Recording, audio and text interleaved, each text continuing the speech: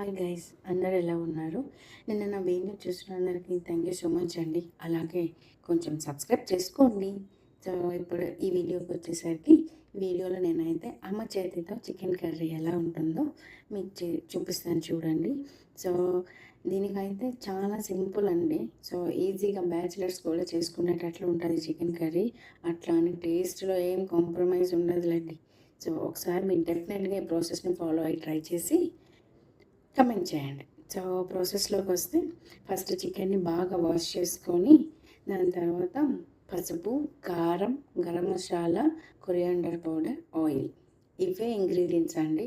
So వీటిని వేసుకొని బాగా కలుపుకోవాలి. చికెన్ని ఫస్ట్ అంతా బాగా కలుపుకొని ముక్కకు పట్టేటట్లు కొంచెం సేపు పక్కన పెట్టుకోవాలి. ఫ్రీజర్లో ఏం పెట్టాల్సిన అవసరం లేదండి, బయట పెట్టుకున్నా కూడా చాలంట.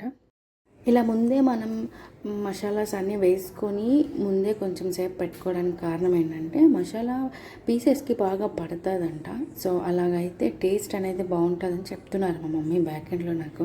సో నేను కూడా మీకు అదే టిప్ ఫార్వర్డ్ చేస్తున్నా. So try it. సో చూసారు ఎలా కలుపుకుంటున్నారా? మీరు కూడా మసాలా అంతా బాగా ముక్కలకి పట్టేటట్లు పెట్టుకోవాలండి. ఏదో ఇట్లా పైన పెట్టుకోకుండా బాగా ఇట్లా కలుపుకోవాలి. వీడియోలో చూపిస్తున్నాను చూడండి. ఇలా కలుపుకొని కొంచెం సేపు పక్కన పెట్టుకోవాలి. ఈ ప్రాసెస్ ఇదంతా అయిపోయాక అప్పుడు కళాయిలో ఆయిల్ తీసుకోవాలి. నాన్ వెజ్కి అయితే కొంచెం ఆయిల్ ఎక్కువనే పడుతుందండి. సో మీరు తీసుకునే చికెన్ కర్రీ వెయిట్ బట్టి చూసుకొని ఆయిల్ వేసుకోండి. అండ్ ఆనియన్స్ కూడా ఎక్కువగానే వేసుకోండి. ఏం చెప్తున్నారంటే కదా, ఆనియన్స్ ఎక్కువ తీసుకోవడం వల్ల స్వీట్నెస్ వచ్చేస్తుంది అంటారు కొందరు, కానీ అలా కాదండి. ఆనియన్స్ వేయడం వల్ల చికెన్కి కానీ మటన్ కానీ మంచి టేస్ట్ వస్తుంది అండ్ గ్రేవీ కూడా చిక్కగా వస్తుందని చెప్తున్నారండి. సో ఆనియన్స్, పచ్చిమిరపకాయలు వేసుకున్నారు. అవి వేసుకొని బాగా దోరగా వేపుకోవాలంట. అంటే వీడియోలో చూపిస్తాను చూడండి, అంత గోల్డ్ అండ్ బ్రౌన్ కలర్ వచ్చేంత వరకు. లైక్ ఇక్కడ మీకు ఆయిల్ చూసారా పైకి ఎలా తేలిందో, అలా ఆయిల్ పైకి తేలితే ఆనియన్స్ అన్నీ కూడా బాగా ఏగిపోయినట్లు. ఇప్పుడు కొంచెం అల్లం వెల్లుల్లి పేస్ట్ వేసుకున్నారు. అది కూడా బాగా కలుపుకొని అది కూడా పచ్చి వాసన పోయేంత వరకు కూడా వేపుకోవాలి.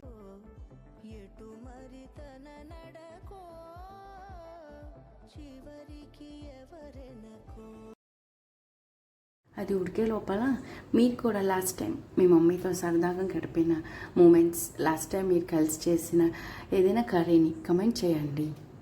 ఓకే. సో ఇది బాగా ఉడికిపోయాక మీకు వీడియోలో చూపిస్తాను చూడండి. దగ్గరికి అయిపోతుంది అన్నప్పుడు కొంచెం వాటర్ వేసుకొని ముక్క వేసుకొని గ్రేవీ ఉడకనివ్వండి.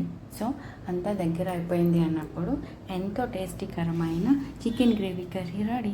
లేదు చికెన్ ఫ్రై అంటే వాటర్ని అవాయిడ్ చేసి పీసెస్ని బాగా ఏగేంత వరకు కూడా సిమ్లో పెట్టుకొని ఏగనివ్వండి. ముక్క అనేది బాగా ఉడుకుతుంది సిమ్లో పెట్టుకోవడం వల్ల. హైలో పెడితే మీరు ముక్క మాడిపోతుంది, బయట లోపల ఉడకదు. సో సిమ్లో పెట్టుకొని ఇక్కడ చూపించాను చూసారా, సిమ్లో పెట్టుకుంటే మీకు బాగా ఇదే ఈ సింపుల్ ప్రాసెస్లో మీరు చికెన్ గ్రేవీ కర్రీని కానీ చికెన్ ఫ్రై కానీ ఒకసారి ట్రై చేసి ఎలా వచ్చిందో టేస్ట్ కమెంట్ చేయండి. అలాగే నెక్స్ట్ అమ్మ చేతి వంటలో ఏ ఫుడ్ని మీరు ట్రై చేయాలనుకుంటున్నారో నాకు కమెంట్ చేస్తే నేను అది మా అమ్మతో చేసి మీ అందరికీ చూపించేస్తాను. వీడియో అందరు చూస్తున్నారండి, బట్ ఎవ్వరు లైక్, షేర్, సబ్స్క్రైబ్ చేసుకోవట్లేదు. ఇది ఎంతవరకు న్యాయం చెప్పండి? సో ఈసారి వీడియో చూసిన వాళ్ళు మీకు వీడియో నచ్చినట్లయితే please like, share and subscribe to Rajitha 3236 YouTube channel. Thank you for watching అండి. Bye bye, have a good day.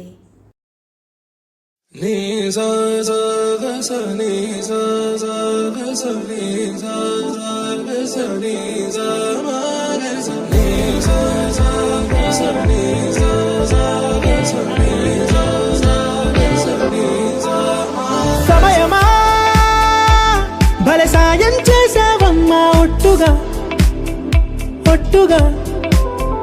కనులకే